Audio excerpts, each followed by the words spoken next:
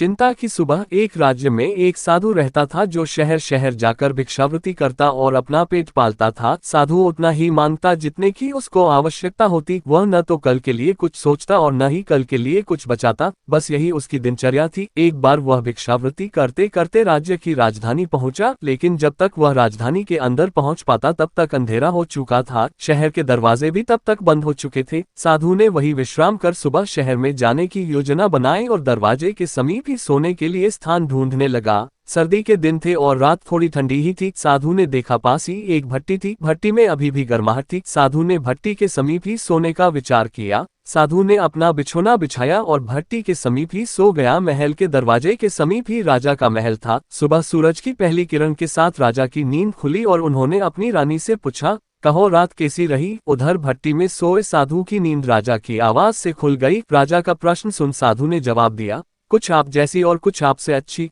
राजा के कानों में जैसे ही साधु की आवाज पड़ी वे बड़े ही आश्चर्यचकित हुए।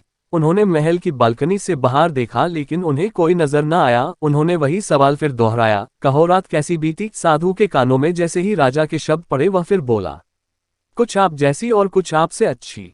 अब राजा की उत्सुकता की सीमा न थी। उन्होंने अपने सैनिकों को इस आवाज के बारे में पता लगाने को कहा। राजा के सैनिक जैसे ही महल के बाहर इस आवाज का पता लगाने आए उन्हें भट्टी के समीप एक साधु लेटा हुआ दिखाई दिया। राजा के सैनिकों ने सोचा हो न हो राजा की बातों का जवाब यही साधु दे रहा था। उन्होंने साधु को जगाया और साथ महल चलने को कहा। साधु ने सोचा जरूर उसने राज्य का कोई नियम तोड़ा है, इसलिए राजा ने उसे दंड देने के लिए महल में बुलाया है। साधु डरते डरते महल पहुंचा। राजा उत्सुकतावश उस व्यक्ति से मिलने के लिए आतुर था जो उसके सवाल का जवाब दे रहा था। सिपाही साधु को लेकर जैसे ही महल में पहुंचे राजा ने उत्सुकतावश साधु से पूछा कि जब मैं सुबह उठकर अपनी रानी से पूछ रहा था कि रात कैसी बीती, तो आपने जवाब दिया, कुछ आपके जैसी और कुछ आपसे अच्छी। आप कृपा कर मुझे ये बताएं कि आप तो इस ठंड में भी खुले आसमान के नीचे सो रहे थे, तो फिर आपकी रात मुझसे अच्छी कैसे बीती। साधु ने जब राजा की बात सुनी तो मुस्कुराते हुए बोला, महाराज क्षमा करें लेकिन मैंने जो भी कहा बिल्कुल सत्य कहा है,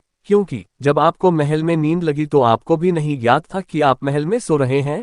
ठीक वैसे ही मुझे भी नींद लगने के बाद ये ज्ञात नहीं रहा कि मैं खुले आसमान के बाहर सो रहा हूँ। और रही आपसे अच्छी रात बीतने का सवाल, तो महाराज आपको सुबह उठने के बाद अपने राज्य और परिजनों की चिंता सताने लगी, लेकिन मैं तो फकीर हूँ, मुझे तो कोई चिंता ही नहीं, इसलिए मेरी रात आपसे अच्छी बीती।